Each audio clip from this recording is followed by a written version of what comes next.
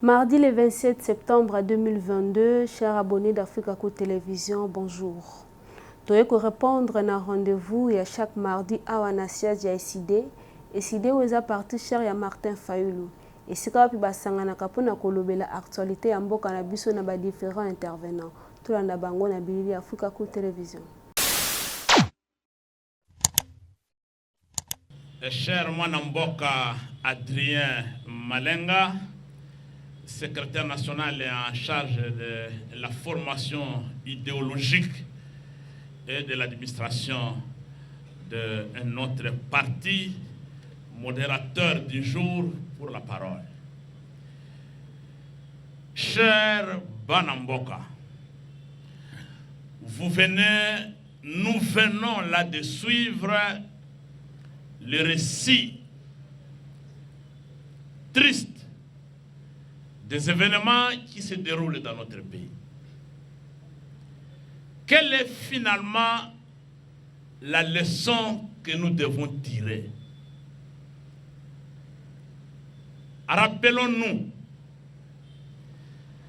qu'à un message adressé à la nation, le président élu, le commandant du peuple, Martin Fayulu Madidi, avait souligné que si le régime passé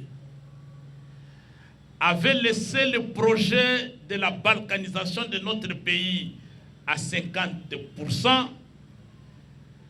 en une année, 2 ans, M. Antoine Félix Tshilombo a ramené le projet rapidement à 80%. Et nous y sommes aujourd'hui. Vous comprenez très bien que M. Tshilombo est en train de mentir la population. Il est conscient lui-même, M. Tshilombo, qu'il ment. Et il sait que la population est au courant qu'il est en train de mentir. Et nous aussi, population, nous savons qu'il ment. Nous savons qu'il est en train de mentir. Mais malgré tout ça, il continue quand même à mentir. Et nous le laissons mentir.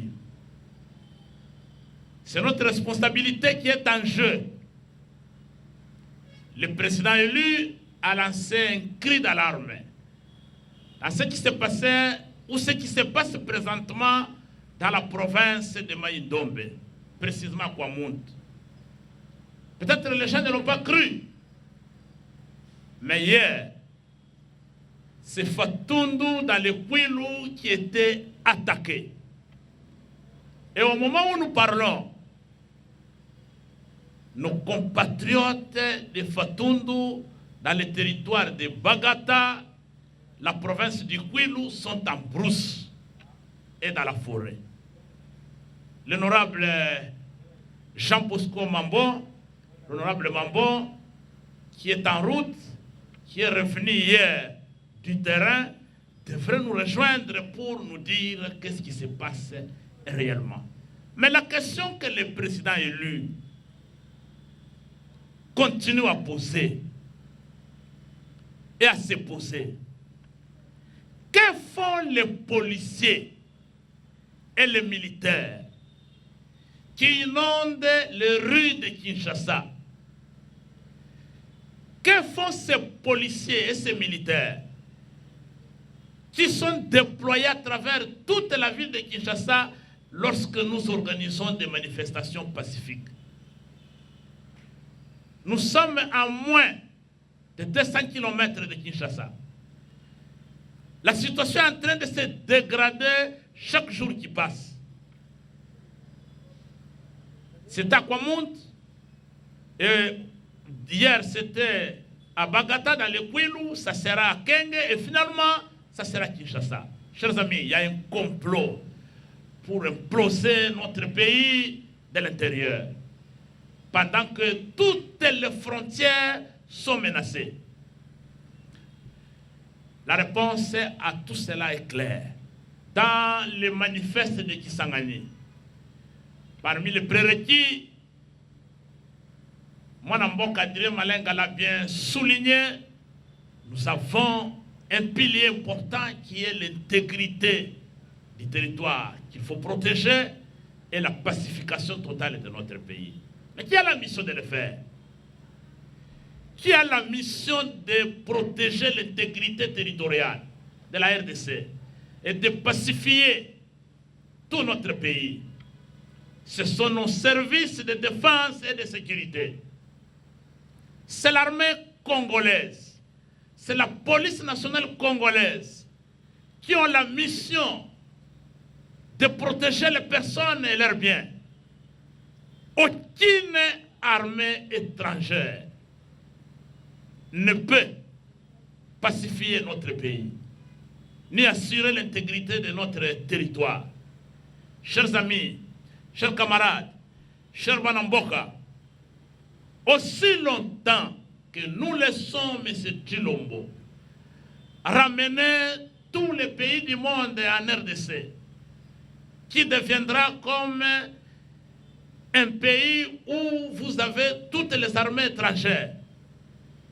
Il est en train de somaliser le pays aussi longtemps que nous croyons que ce sont les armées étrangères qui vont résoudre le problème de notre sécurité, en négligeant nos enfants, en négligeant nos filles, nos femmes, nos mères, nos papas, nos frères, nos sœurs, qui ont choisi de travailler sous les drapeaux.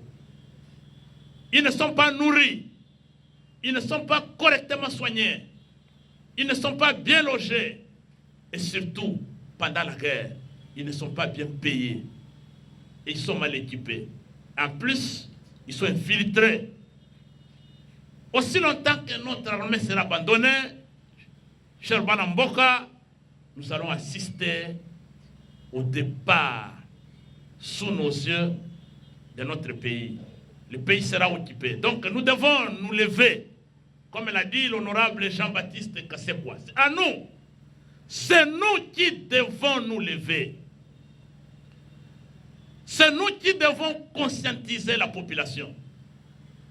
C'est nous qui devons éveiller les consciences populaires pour barrer la route aux jouisseurs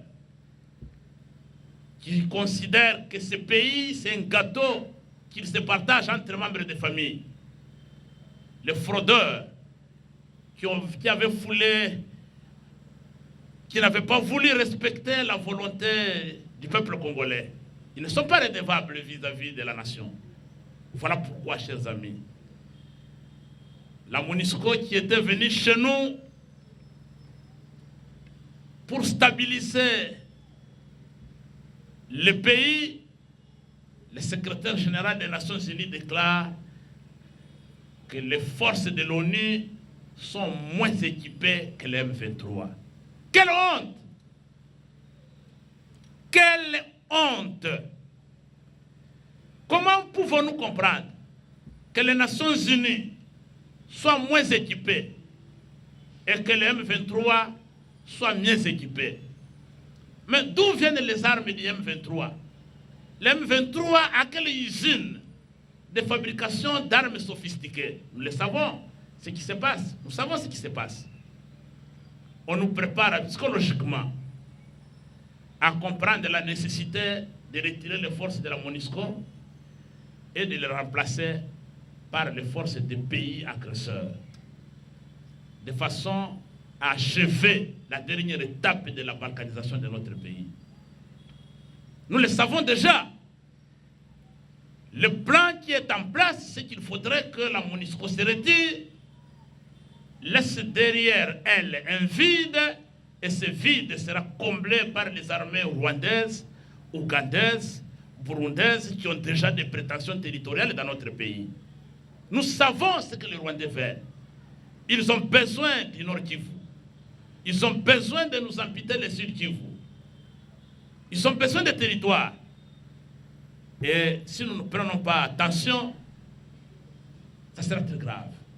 L'honorable Jean-Baptiste l'a bien souligné. Mais M. Tshilombo déclare sur une chaîne internationale que les forces kenyaines vont entrer par Bunagana. Alors qu'il sait qu'il n'a même pas un policier à Bunagana. Il sait que Bunagana est occupé. Mais quand les forces du Kenya vont entrer par Bunagana, qui va les recevoir? C'est le M23. Alors, est-ce que ces forces-là vont-elles combattre les M23 qui va les recevoir? Non. C'est qu'il y a un complot. Donc les forces qui arrivent sont les forces de soutien au M23.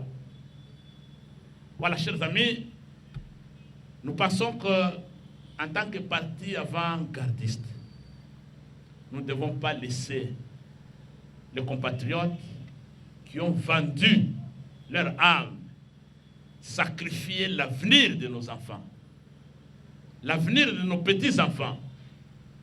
Patrice Emery Lumumba est mort à 36 ans pour que le Congo soit libre, pour que le Congo soit prospère et pour que nous soyons un pays indépendant. 62 ans après, il est inconcevable que ce peuple congolais qui avait réussi à chasser les Belges soit recolonisé par un petit pays comme le Rwanda qui est en train de nous encercler. C'est impensable. Nous avons des repères historiques de gloire. Nous avons relevé les défis les plus difficiles. Et aujourd'hui, nous avons la mission d'accompagner nos compatriotes qui résistent, qui sont en face des adversaires, qui continuent à résister main liée, sans armes, main nue, sans armes. Et nous devons... La cohésion nationale.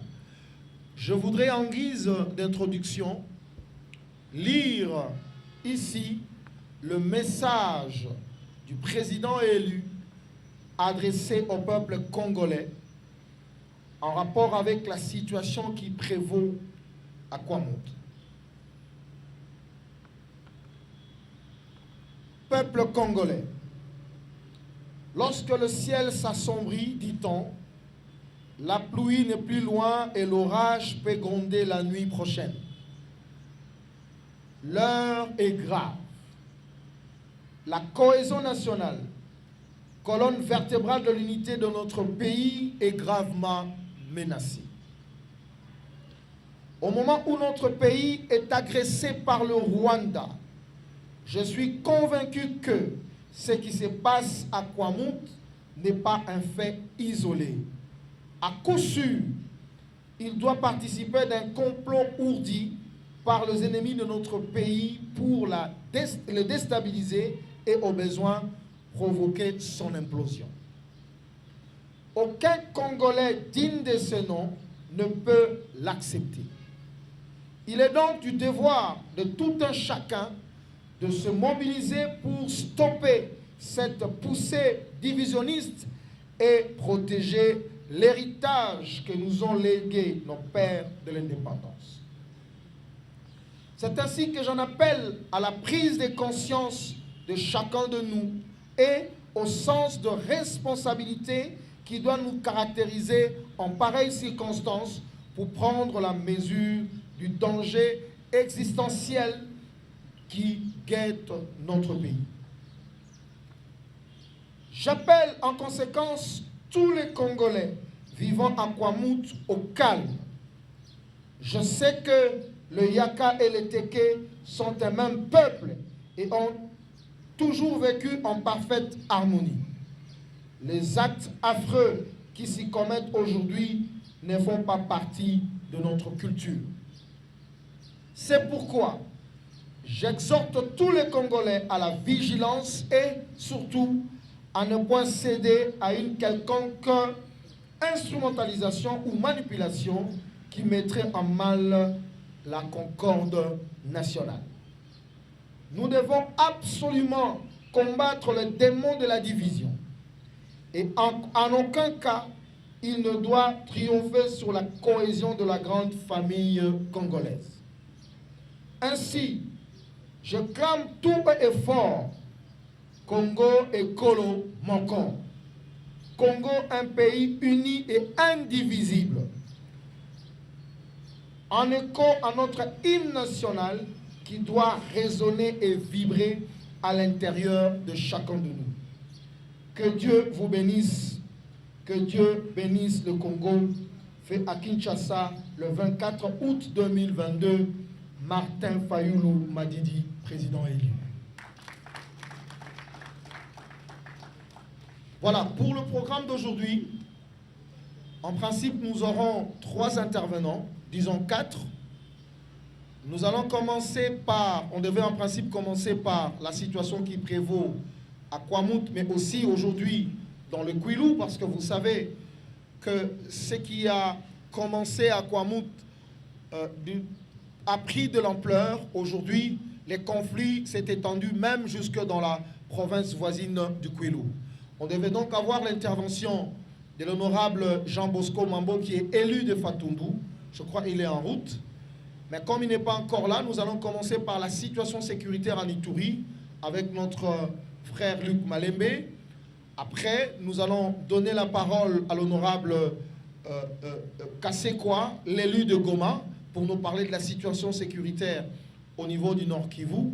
L'Ituri, avec l'espoir que l'honorable Mambo sera là, je voudrais juste placer un mot par rapport à la situation de Kwamouth, au cas où l'honorable ne sera pas là.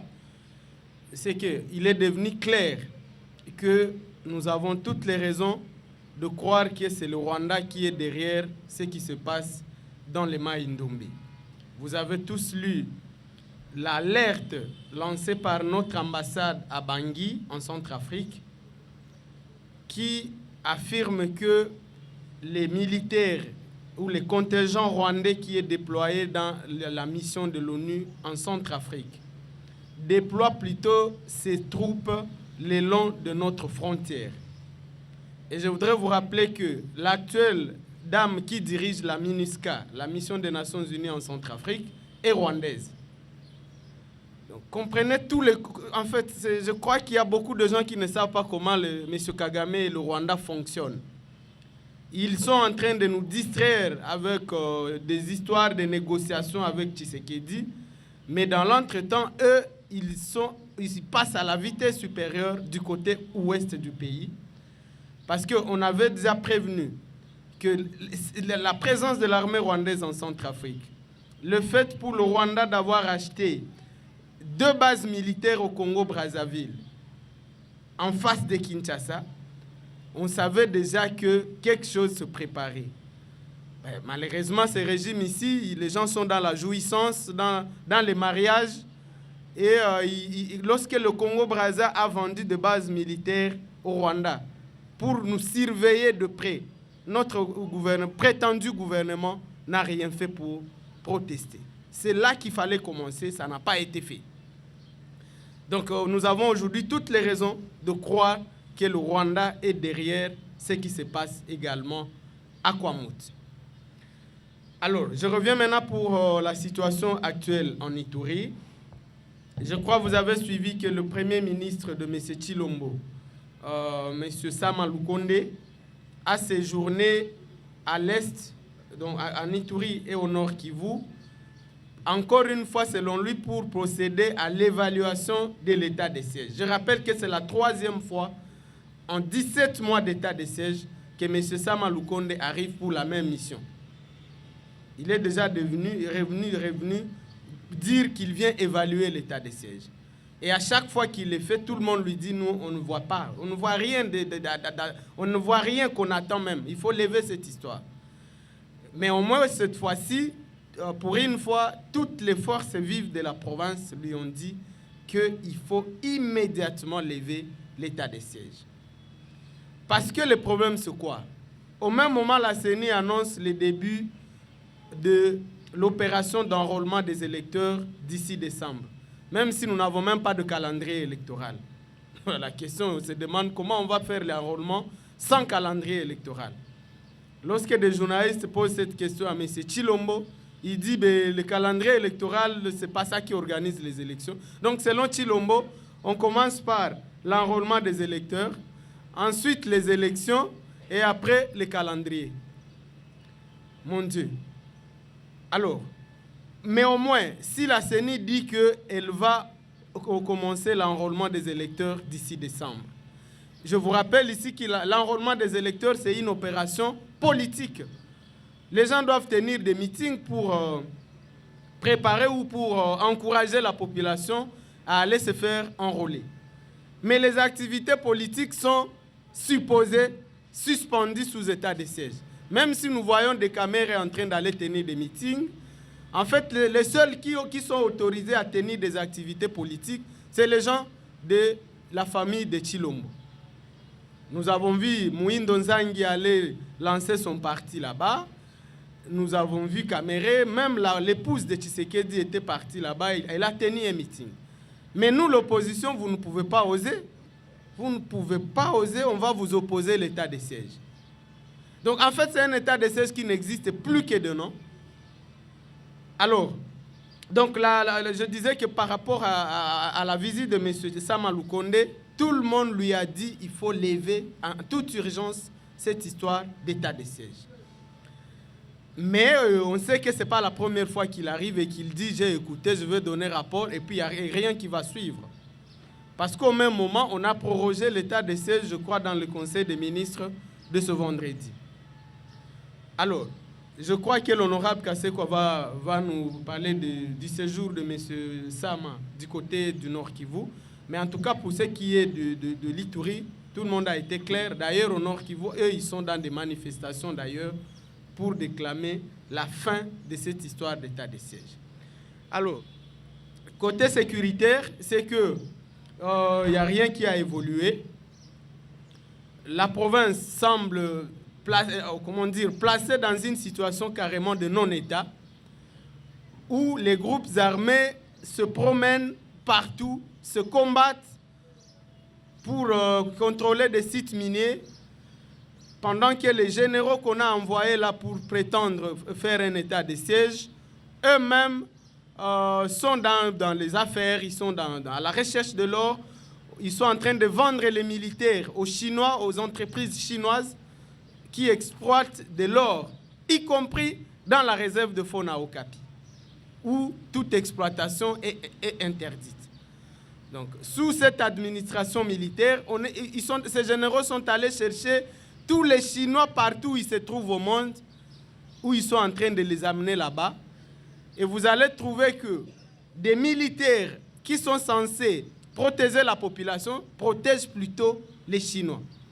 Il y a une société, par exemple, dans le territoire de Mambasa, une société chinoise, ça s'appelle Kimia Mining. On me dit que cette société est gardée par plus de 200 militaires FARDC. 200 militaires. Dans cette région où les ADF contrôlent la quasi-totalité de la route nationale numéro 4. Donc, des militaires qui étaient censés faire la guerre, protéger la population, protègent plutôt les Chinois en échange de l'or pour le compte des généraux qui sont là et qui disent qu'ils sont venus nous donner la paix. Voilà la vraie situation. Donc, vous allez trouver dans tout un village, il y a 2 militaires moins armés et quand les ADF attaquent, ils ne peuvent pas résister et c'est la population qui doit mourir tous les jours. C'est pour cela que nous, on a demandé à ce qu'on laisse les militaires rentrer, se consacrer uniquement aux opérations militaires. C'était une erreur de les avoir mêlés dans la gestion politique et administrative des provinces. D'ailleurs, il faut craindre même que l'erreur de M. Tshilombo d'avoir mêlé les militaires au pouvoir politique, ils prennent déjà le goût, ils prennent déjà le goût du pouvoir politique avec tout ce qu'il y a comme argent, tout ce qu'il y a comme avantage du pouvoir. Et c'est comme ça qu'ils ne veulent plus quitter là-bas. Ils ont besoin qu'on les laisse le plus longtemps possible. Les généraux, nous qu'on a en Ituri, en train de corrompre tout le monde, les députés nationaux, tout le monde, les députés pour les notabilités locales, pour dire non, il faut maintenir l'état de siège. Et c'est pour la première fois évidemment, il a tenté encore lorsque M. Sama Lukonde était là, pour la première fois au moins, la grande majorité a dit clairement que non, c'est terminé, il faut mettre fin à cette histoire d'état de siège. Parce que nous, on ne peut pas aller en l'enrôlement des électeurs sous état de siège. C'est inacceptable et je crois que la hiérarchie du parti va devoir communiquer sur ça. On parle d'aller aux élections, on s'est dit qu'on veut organiser l'enrôlement. La première chose à faire, c'est lever l'état de siège. Merci beaucoup. Merci de la parole m'accorder, camarade modérateur, pour parler de la situation sécuritaire au Nord Kivu et qui n'est pas différente et qui n'est pas détachée de celle qui se passe en Ituri. Comme mon camarade Luc l'a dit, sur le plan de l'état des lieux, pratiquement rien n'a changé. La fois dernière, je vous ai rappelé les grandes lignes de l'état des lieux qui se résument pratiquement à ceci. Premièrement, à territoire de Rutshuru, la cité frontalière de Bunagana a été prise sous contrôle des agresseurs M23 RDF en date du 13 juin 2022. Aujourd'hui, 27 septembre 2022, ça fait pratiquement 106 jours d'occupation. 106 jours où Bunagana est occupé, mais également plusieurs villages des groupements voisins à Bunagana. Vous avez le groupement de Jomba, vous avez le groupement de Bweza, vous avez le groupement de Gisigari, vous avez le groupement de Busanza. Le fameux M23 occupe des villages. Dans ces groupements-là, la cité de Bunagana, elle est la plus emblématique. Ces villages ont été occupés par ces gens du M23 depuis le mois de mars. Et cette région-là constitue les greniers agricoles du territoire de Rutshuru et de toute la partie sud du Nord Kivu. De telle sorte que, avant que cette partie ne soit sous occupation des agresseurs, un sac de haricots coûtait $55 en ville de Goma. Mais depuis que l'agression a occupé ces zones, le sac de haricots est passé à $83 à Goma. Une différence d'environ $30. Et ce prix est encore maintenu à ce niveau parce que jusqu'à ce jour, le territoire de Massissi fournit la récolte. Cette récolte qui va bientôt prendre fin avec ce mois de septembre, c'est dire que d'ici octobre-novembre, la flambée du prix des haricots, des denrées alimentaires dans la partie Est sera beaucoup plus forte. Mais qui dit partie Est dit également Kinshasa parce que beaucoup de denrées que nous consommons ici viennent de là.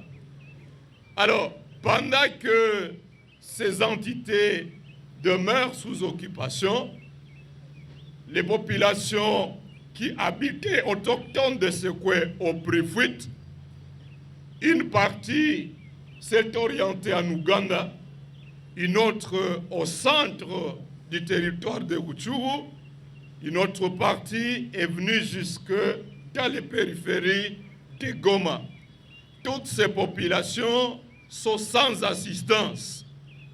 Bien plus, il y a de cela 2 semaines, l'Ouganda a décidé d'expulser ces populations-là pour les contraindre à retourner dans les zones sous occupation du M23. Les populations ont refusé.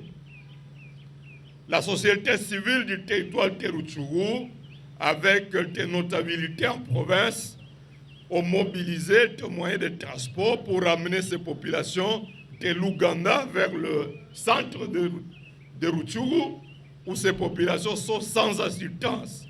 Mais les services de sécurité ougandaises ont escorté 2 gros camions, des gros bus dans lesquels il y avait une centaine de compatriotes, et ces services les ont ramenés de force jusqu'à Bunagana.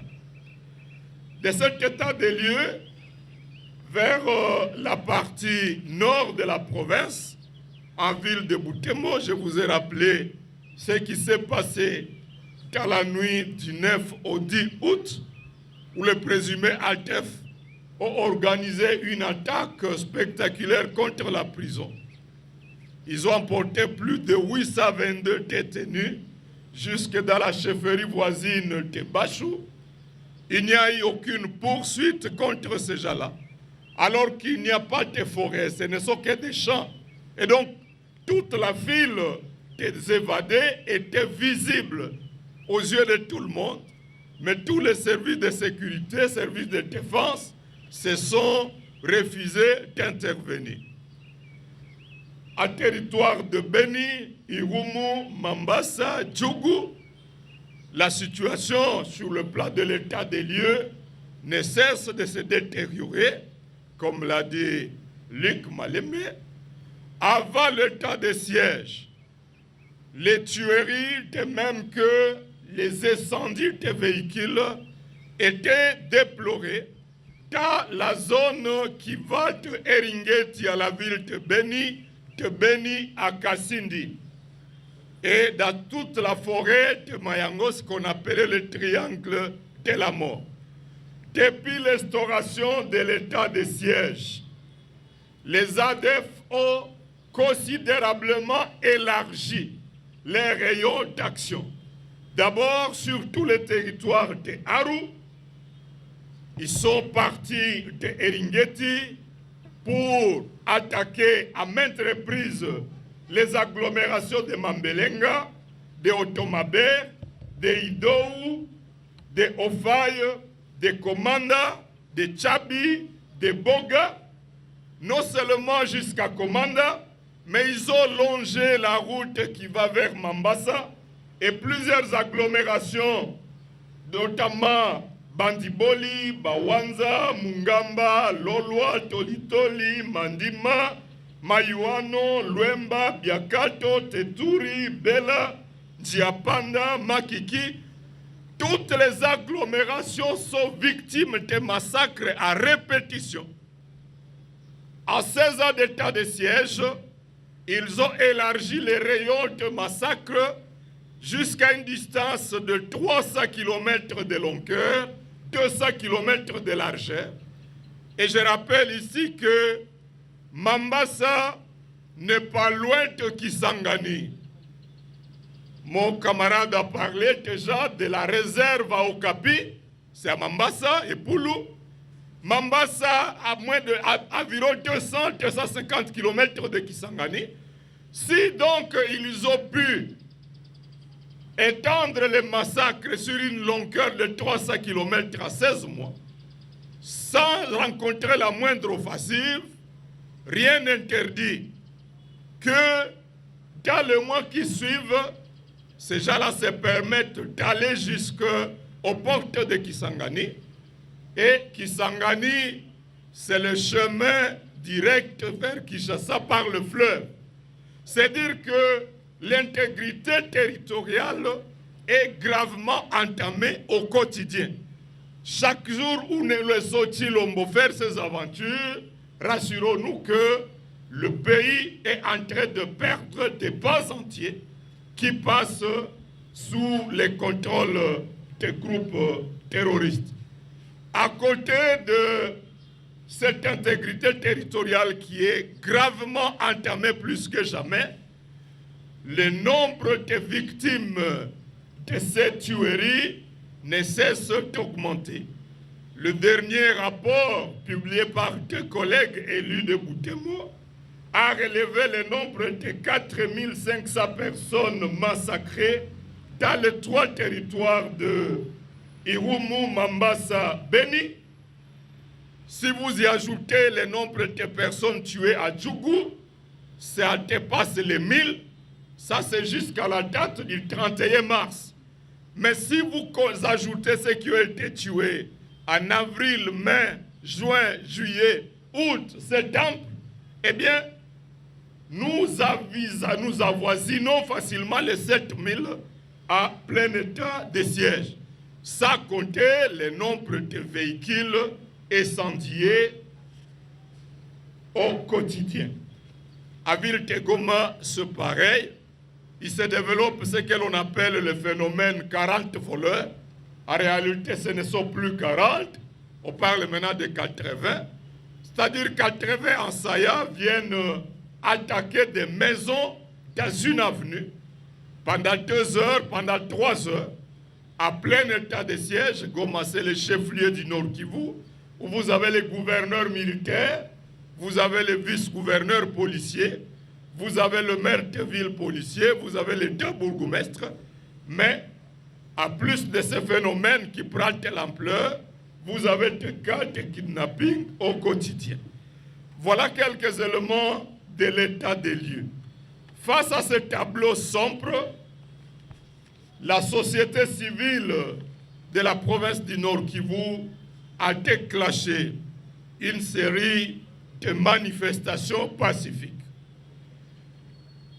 La première annonce de manifestation avait été lancée en mi-août par la société civile du territoire de Rutshuru, qui avait annoncé une marche pacifique qui devait partir de Rutshuru jusqu'à Goma, c'est-à-dire une marche sur une distance d'environ 75 km. Cette marche était prévue pour le 22 août. Le gouverneur militaire s'est donné la peine d'aller à la rencontre des populations de Rutshuru pour prendre langue avec elles et les rassurer que la cause de leur colère allait trouver une réponse favorable. La revendication de la société civile était déplacée de Rutshuru était laquelle?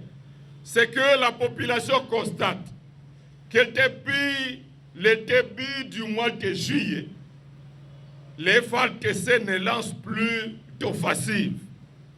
Les initiatives d'attaque sont déplorées dans les rangs des agresseurs, M23 et alliés.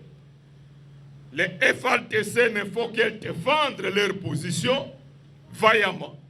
Et la population ne comprend pas pourquoi, en dépit de la volonté dans les rangs des militaires, en dépit de la présence significative des militaires, on dirait qu'il y a un ordre d'un cessez-le-feu unilatéral. Et la population, sous l'initiative de la société civile, a lancé donc cette initiative de marche. Le gouverneur militaire, au cours de son séjour à Rutshuru, il a rassuré que des offensives allaient être lancées et que Bunagana allait être récupéré. À la suite de cette entrevue, la société civile a dû surseoir son initiative de marche, mais un mois plus tard, rien ne change. D'où l'initiative lancée par la coordination de la société civile du Nord Kivu, appelant à 2 journées villes mortes en date du 26 hier et le 27 aujourd'hui dans la ville de Goma comme en territoire de Rutshuru. La population a observé scrupuleusement ces mots d'ordre. Hier comme aujourd'hui en ville de Goma, boutiques, écoles, banques étaient systématiquement fermées. Les commerces dans les marchés n'ont pas fonctionné, la circulation n'a pas fonctionné. Et par solidarité, le week-end dernier, les habitants de la ville de Bukavu, par la continue, à travers la société civile, ont aussi lancé un mot d'ordre pour une ville morte qui a été observée aujourd'hui, 27 septembre 2022. Les revendications qui sous-tendent ces ces journées villes mortes sont à 3. La première, mettre fin à ce cessez-le-feu unilatéral et laisser les mains libres au FARDC pour libérer Bunagana et toutes les agglomérations sous occupation du M23 et de ses alliés. Deuxièmement, demander la levée de l'état de siège qui n'a plus sa raison d'être. Et tertio, demander le retrait de la MONUSCO qui a avoué qu'elle n'était d'aucun secours face au M23. Alors, est-ce que ces manifestations sont attendues? Jusqu'ici, il n'y a pas de réponse. Et la société civile compte intensifier ce mot d'ordre, sauf changement. À Beni, ces manifestations sont prévues pour le jeudi prochain. Voilà ce qui est de ces manifestations-là. Enfin, je voudrais parler, avant de terminer, de la fameuse force régionale. Nous apprenons que le Burundais sont déjà au sud Kivu pour traquer les rebelles burundais de Red Tabara.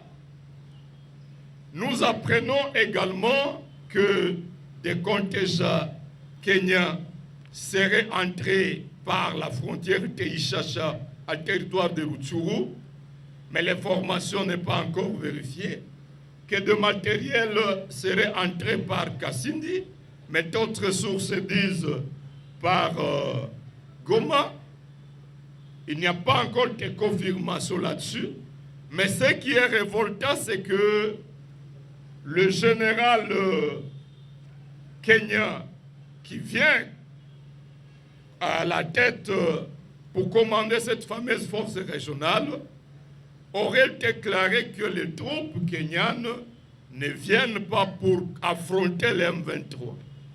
Elles viennent plutôt pour servir des forces tampons entre les M23 et les FARDC pour éviter de nouvelles violences et permettre à ce que le processus de Nairobi aille bon train aboutisse.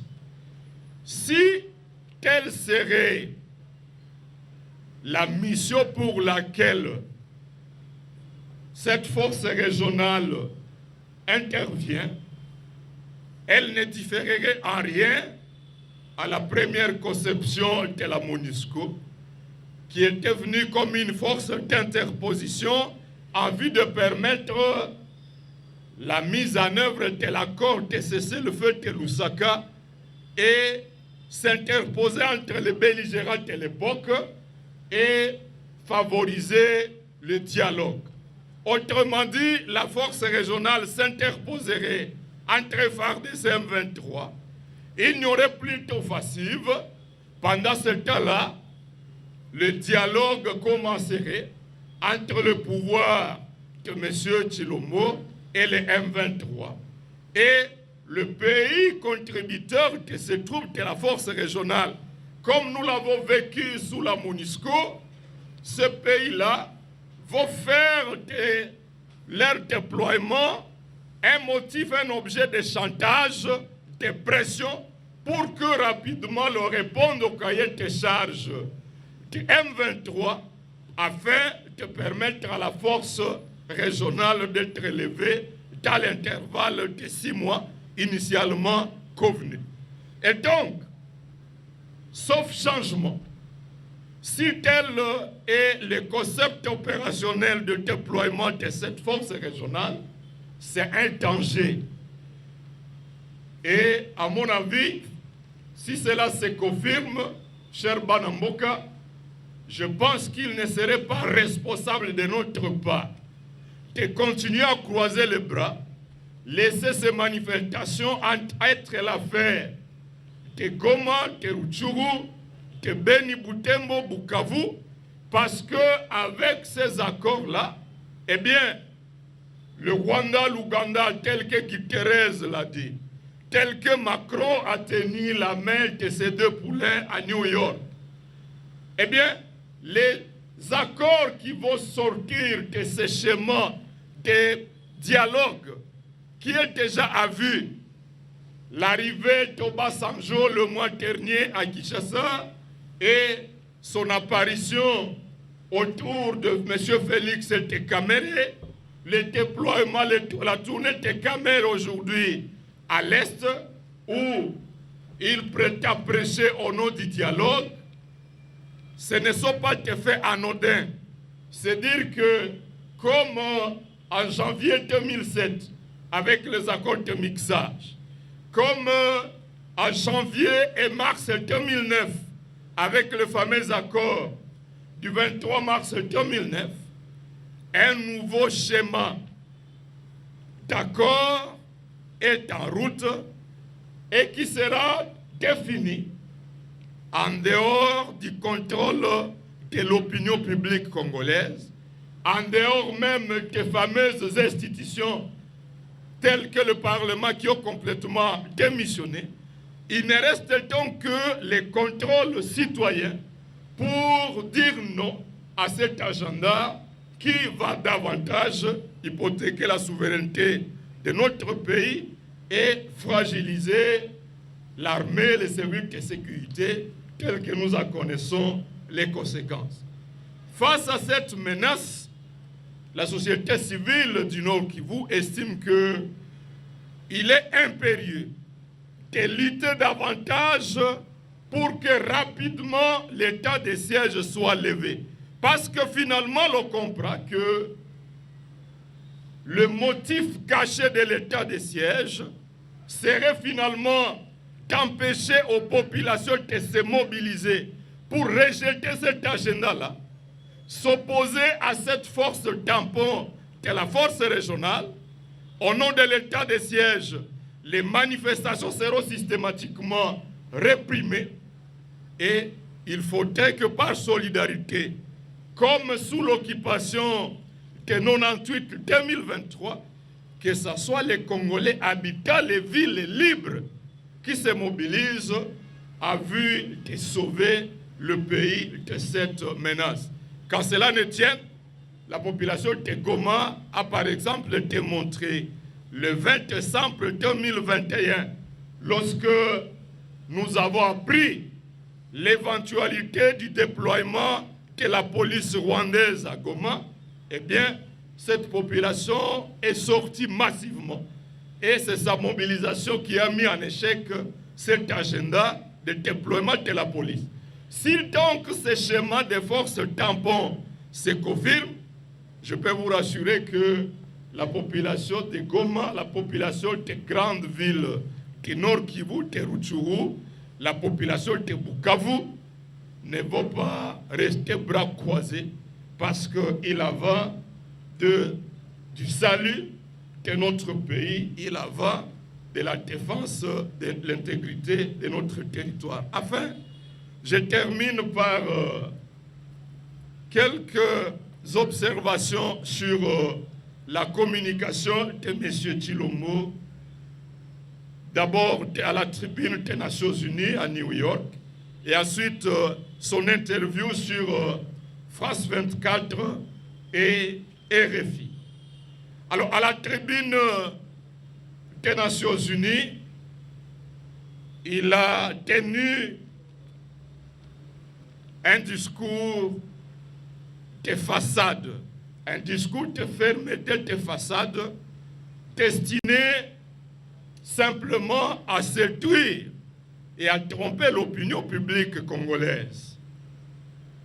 Un discours dans lequel il a pointé du doigt le Rwanda, un discours dans lequel il a dénoncé la Libye de l'argument évoqué par le Rwanda, celui de la présence des FDLR à l'est de la RDC et de leur prétendue collaboration avec certains officiels congolais.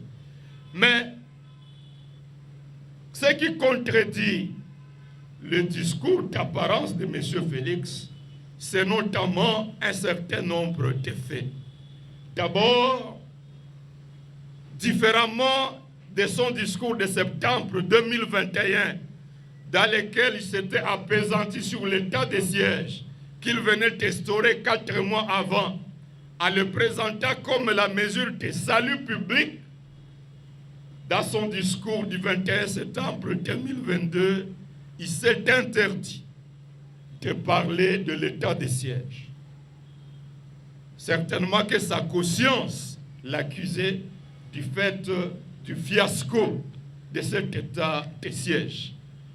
Et il est important qu'on le pousse jusqu'au bout de la logique pour que cet état de siège soit levé le plus rapidement possible.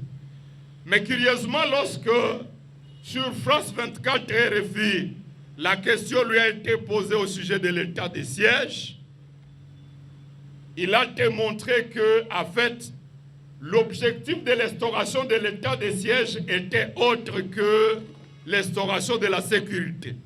Parce qu'il a dit que l'élément qui prouve que le bilan de l'état de siège est positif, c'est que les recettes de la province de l'Ituri et du Nord Kivu ont considérablement augmenté pendant la période de l'état de siège.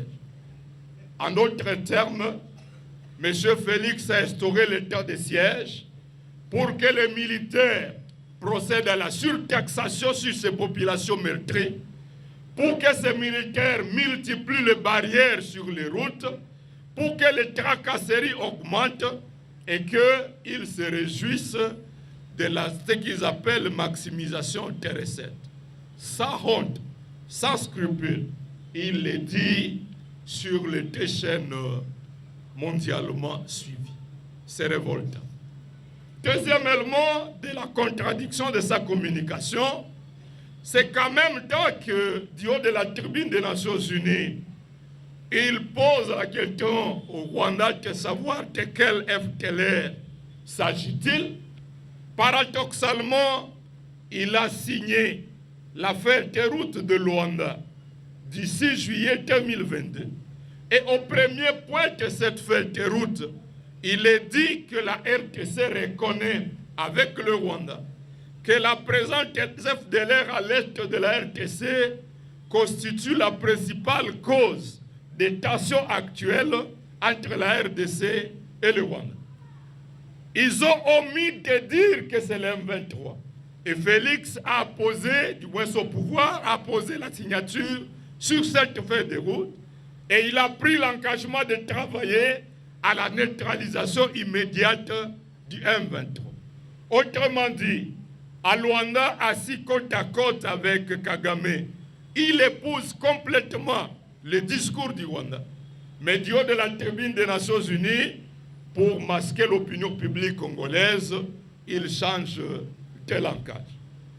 Autre élément du discours, si réellement il y a rupture de confiance entre le Rwanda et la RDC, mais comment expliquer que l'ambassadeur du Rwanda continue à se balader dans les rues de Kinshasa?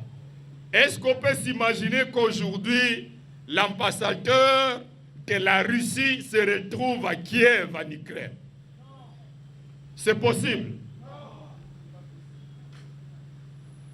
Et le soir, il se retrouve en tête-à-tête avec Kagame autour de Macron.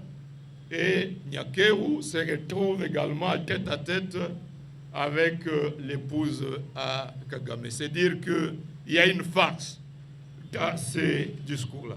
On peut multiplier beaucoup d'autres éléments qui dévoilent ces contradictions flagrantes à ces discours. Face à cette situation, chers amis, l'état des lieux dramatique pour Nagana, 106 jours d'occupation, Beni, le bilan au-delà de 5000 tués, Beni, Irumu, Mambasa, Djougou, à Bunia, les groupes armés qui étaient jadis dormants et qui s'étaient déjà déclarés favorables au processus de démobilisation avant l'état de siège. Aujourd'hui, ces groupes armés ont repris la bête, le poil de la bête. Et il faut des attaques jusque dans la ville même de Bunia. Certains ont leur quartier général dans des quartiers de la ville de Bunia, en plein état de siège. Donc l'état des lieux, il est effrayant. Je vous ai dit que Mambasa n'est pas loin de Kisangani. Kisangani, c'est le chemin du fleuve, chemin direct jusqu'à Kinshasa. Or, Kinshasa, nous avons déjà la situation dans le Maïndombe, dans le Kwilu. C'est dire que le pays s'embrase, chers amis. Face à cette situation, et la force régionale qui vient à force tampon pour accomplir cet agenda de dialogue. Et donc, c'est l'avenir de notre pays qui sera défini par des envoyés de Macky Sall à Luanda, par des envoyés de la communauté d'Afrique de l'Est, nos agresseurs, à notre absence totale. Personne ne contrôle ce qui sera dit, quel est le cahier de charge de ce pseudo M23, tripartite Ouganda, Rwanda, avec le pouvoir à Kinshasa. Face à cet état de choses, j'estime, chers amis, chers Banamboka, les idées étant un parti d'Avaga. De la même manière qu'en 2012, dans les cadres de forces acquises au changement, nous avons été le premier à mobiliser l'opinion publique à Kinshasa et cela s'est répandu dans les autres villes contre la menace M23 de l'époque. J'estime qu'il est temps que nous réfléchissions de plus en plus comment nous allons passer de nos réunions de chaque mardi à des actions concrètes en synergie avec la population de Bukavu, qui est une ville morte aujourd'hui, en synergie avec la population de Goma et de Rutshuru, qui est une ville morte hier et aujourd'hui, en synergie avec la population de Beni, qui lance une série de manifestations pacifiques ce jeudi, et j'ai appris la société civile de Maniema, de l'Ituri, du Sud Kivu et du Nord Kivu compte lancer une série d'actions coordonnées dès le 10 octobre prochain parce que ces populations estiment que l'heure est grave. Je vous remercie. Vraiment choqué de voir la Constitution de la République de 2006 qui avait déjà planifié la balkanisation de notre pays. Si je vais à l'article 217, c'est grave. Donc les larmes aux yeux m'ont coulé pour voir cet article qui planifiait déjà en son temps la balkanisation de notre pays. Je cite: la République démocratique du Congo peut conclure des traités ou des accords, associations ou des communautés comportant un abandon partiel de sa souveraineté en vue de promouvoir l'unité africaine.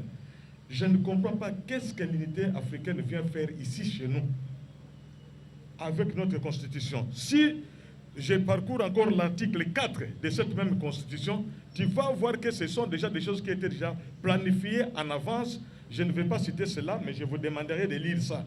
L'article 4 et l'article 51, vous allez voir que c'est le plan de balkanisation qui était déjà planifié à la constitution de notre pays. Donc, cette constitution doit être révisée. Ça doit être révisé, sinon, petit à petit, notre pays va partir. Et c'est grave ce que nous sommes en train de vivre. C'était déjà planifié en avance. Donc, ouvrons les yeux, comme nous avons toujours dit, l'issue Nicolas, l'issue pour chasser ces gens ici, ces jouisseurs du pouvoir, pour que nous puissions récupérer notre pouvoir. Je vous remercie. Voilà, je me réserve de faire des commentaires sur de la République centrafricaine, l'article 67. La République peut, après référendum, conclure avec tout État africain des accords d'association ou de fusion comprenant abandon partiel ou total de souveraineté en vue de réaliser l'unité africaine. Ça, c'est la République centrafricaine. la République du Sénégal, l'article 124 dit ceci. La République de Côte d'Ivoire plutôt. La République de Côte d'Ivoire peut conclure des accords d'association ou d'intégration avec d'autres États africains comprenant abandon partiel de souveraineté en vue de réaliser l'unité africaine. L'article 96 du Sénégal dit ceci. La République du Sénégal peut conclure avec tout État africain des accords d'association ou de communauté comprenant abandon partiel ou total de souveraineté en vue de réaliser l'unité africaine. Et beaucoup d'autres pays, on les retrouve en Belgique et autres. Qu'est-ce qu'il y a autour de cette affaire? Le bureau de Félix prépare l'opinion à une opération frauduleuse de révision constitutionnelle, à l'instar de ce que Kabila avait fait en janvier 2011, à moins de 10 mois de la tenue des élections de 2011. La majorité de l'époque s'est permis, contre billet d'argent, à supprimer le second tour de l'élection présidentielle par une modification de la Constitution. Vous aviez déjà suivi les chantres de l'Union sacrée parler du passage d'un mandat de 5 ans à 7 ans. Ils n'ont pas encore abandonné cette idée-là.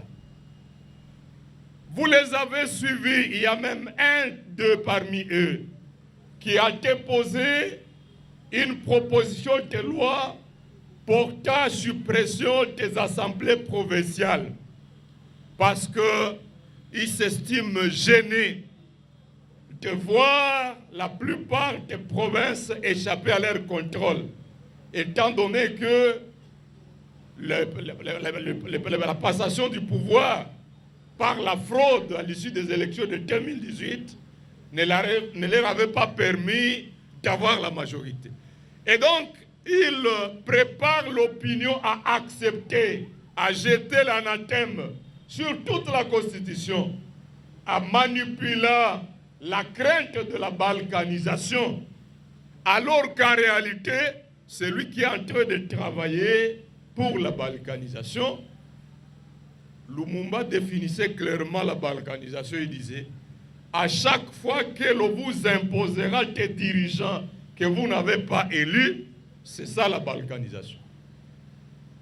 Si le Kenya, le Rwanda, l'Ouganda se sont mobilisés pour empêcher à l'Union africaine d'envoyer en janvier 2019 la commission chargée de faire le comptage de voix issues des élections de 2018, c'est parce qu'ils voulaient avoir à la tête de notre pays quelqu'un qui devait accomplir leur agenda tel que le secrétaire général a dit. Donc, soyons vigilants. C'est de la manipulation.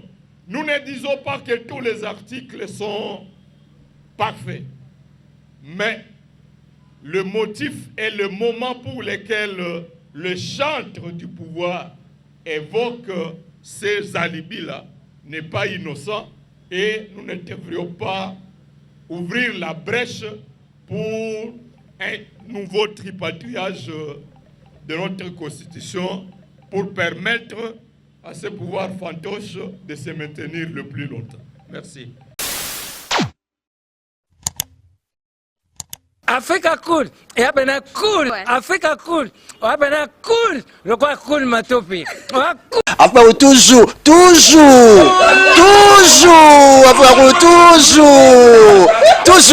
après cool. C'est bon. Les chaînes est bien, et puis vous êtes très rapide. Ils sont très rapides, et les chaînes moko, bako ça a bien confiance. En tout cas, nazo senga na bato oyo nanu ba souscrire te bazwa. Donc, eza vraiment neti oyo balobaka ke buka lelo, lamba lelo, lia lelo. Vous voulez le Congo? Pour que le Congo devienne cool, pour suivre les cool analyses, alors revenez et abonnez-vous massivement. Bobozana Moana. Massivement. Africa Cool, c'est la destination de prédilection pour une communication optimale. Longo Dianabino Mama. Africa Cool Télévision est une chaîne qui est en train de réunir toutes les tendances. Donc les chrétiens s'y retrouvent, les païens s'y retrouvent, les politiciens s'y retrouvent, les femmes ménagères s'y retrouvent. Donc Eza Eloro na biso to sepela ranango yango chaque fois son aye na Kinshasa, il faut namona Africa Cool. Et au monde de la chaîne Oeza impartial. Le rôle de Babino, vous méritez le soutien de la population ainsi que des institutions compétentes. Vous placer un petit mot par rapport à la récompense Oyo. Ah, je félicite très sincèrement Africa Cool. Voilà. Je n'avais pas opéré le mauvais choix. Voilà. J'avais recommandé, je me rappelle que je disais que c'était une destination de prédilection pour une communication optimale d'excellence. Voilà. Nazanga Mogote Tala. YouTube yemoko à reconnaître que napona qui m'a bêté. Au moins ba choix to salaka, ba réflexion to salaka. Tikalaka abonné à Africa Cool. Tikala comme ça to partage jaka. Bravo Africa Cool. Merci beaucoup. Bravo Bino mutubo s'abonner parce que trophée Ezali ya Bino, Ezali partagé. Voilà. Moi je me sens aussi copropriétaire il y a prix Oyo. Voilà. Bravo Africa Cool. Merci beaucoup.